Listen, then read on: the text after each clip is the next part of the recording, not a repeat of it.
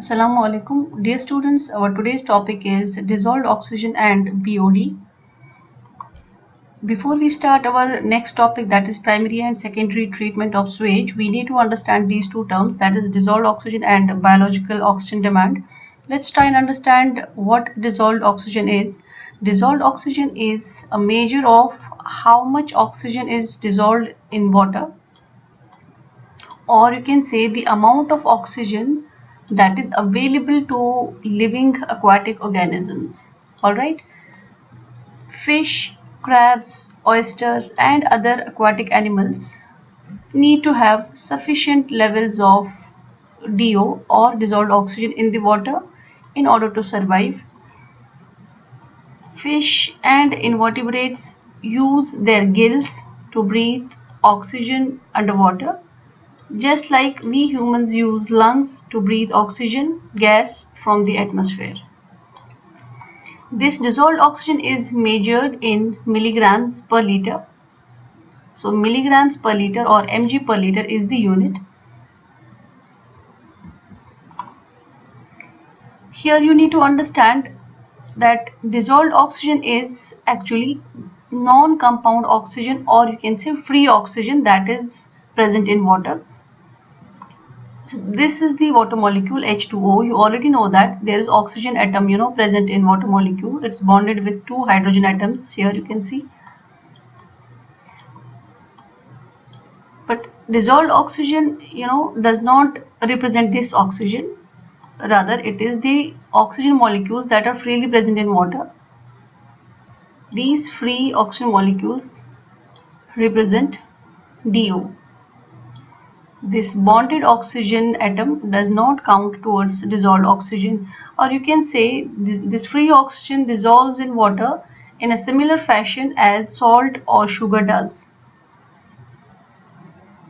Now you must be thinking, where does this DO come from? This dissolved oxygen enters the water through two natural processes. First is diffusion from atmosphere. We already know we have oxygen molecules present in atmosphere, so this oxygen directly gets absorbed into the water by the process of diffusion. Diffusion, you already know, diffusion is the movement of liquids or gases from an area of higher concentration to an area of lower concentration. All right, and second process is by photosynthesis. We have these aquatic plants, we have phytoplanktons, algae. They perform photosynthesis and release oxygen. This is the process of photosynthesis. So oxygen is released as a byproduct and it's dissolved in water. So this is how oxygen enters the water naturally. We also have some artificial ways to add or mix oxygen or pump oxygen to the water, that is by using aerators and fountains. Why is dissolved oxygen important? Dissolved oxygen is one of the most important indicators of water quality. This DO shows us whether the water is of good quality or of bad quality. It's required by most aquatic plants and animals for aerobic respiration. It's consumed by microorganisms, for the decomposition of organic matter. As this DO levels drop below 5 mg per liter, if this level goes below 5 mg per liter, then aquatic life is put under stress, or you can say it is stressful for aquatic life. So the lower the concentration of DO, the greater is the stress on the aquatic animals. Or you can put it like this: the higher the concentration of DO, higher DO means better water quality, and low or absence of DO means severe pollution. It shows a sign of severe pollution. So we have different fish, they require different levels of DO. For example, trout, the preferred level for trout is 8 mg per liter. It requires slightly higher levels of DO, while as we have carp, it requires, or the preferred level for carp is 5 mg per liter or maybe less. Thus, the type of organisms found in a lake or stream can be used as an indicator of the overall health of the water system. So looking at the type of fish present in the water body, we can say that whether this body is polluted or not. If you have so many trout present in the water, you can easily understand that the water is healthy or it's not polluted. If you find carp, catfish, in enough numbers present in water, then you can just say that this water is severely or it's little polluted. Now we have some natural factors that influence the DO levels in the water. First is temperature. Cold water holds more DO than warm water. Why is it so? Because when water is warm, the molecules start moving and thereby the oxygen molecules escape from the water. Then we have salinity. Salt water holds less oxygen. Salt water holds less oxygen than fresh water. Like here you just I'll just try and make it simpler for you to understand.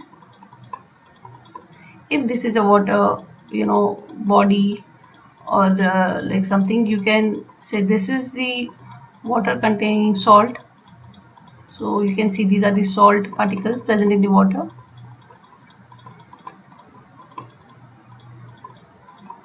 So what happens is, now if oxygen is there, like see, there is no place or very little place left for the oxygen molecules to dissolve here. So you can say when the water is salty, then it holds or it contains less dissolved oxygen. Alright, or the warmer and the saltier water holds less dissolved oxygen.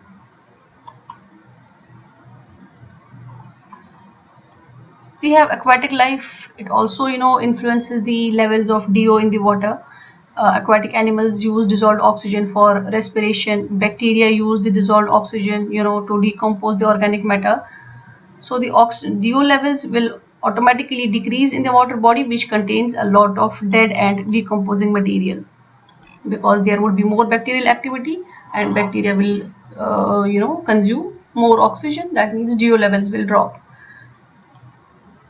Elevation also plays a part here.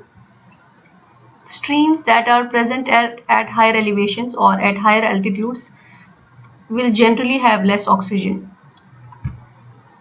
Aquatic vegetation and algae release oxygen into the water during photosynthesis during the day, and at night these aquatic plants and algae use oxygen for respiration. There are some human factors also that influence the DO levels in the water body. We have sewage effluent. Sewage effluent and factory discharge into waterways can be decomposed by bacteria, and which can lead to lower DO, lower levels. We have eutrophication, or you can say nutrient pollution. We have already learned about eutrophication in our previous lecture. You can refer to that video again. Nutrient pollution can cause excess plant and algal growth, which will lead to the depletion of oxygen. Clearing of land or construction activities, this may send excess organic matter into the streams. Organic matter is decomposed by the microorganisms which use up oxygen in the process. That means oxygen will be further depleted. So these are the human factors that influence or affect the dissolved oxygen levels in the water bodies. So generally these are the biggest causes of low dissolved oxygen present in water. First we have increase in water temperature, algal blooms, human waste and animal waste. These are all the biggest causes of low dissolved oxygen in the water.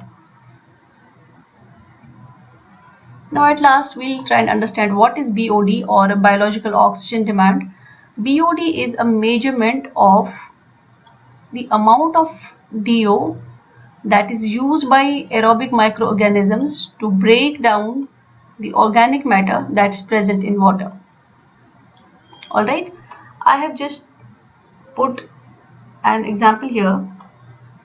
Suppose these green structures you see is organic matter present in water, blue represents oxygen, and this red represent the bacteria.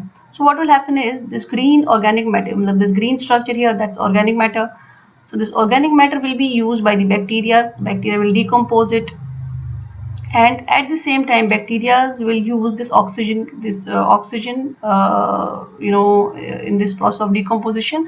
So if the organic matter is more dissolved oxygen would be used by the bacteria, which results in the less dissolved oxygen. So this amount of oxygen that's used up here by the bacteria is called as BOD, is the BOD. So if more BOD means less dissolved oxygen, or you can say more BOD means more pollution. This BOD indicates the amount of organic pollution present in an aquatic ecosystem.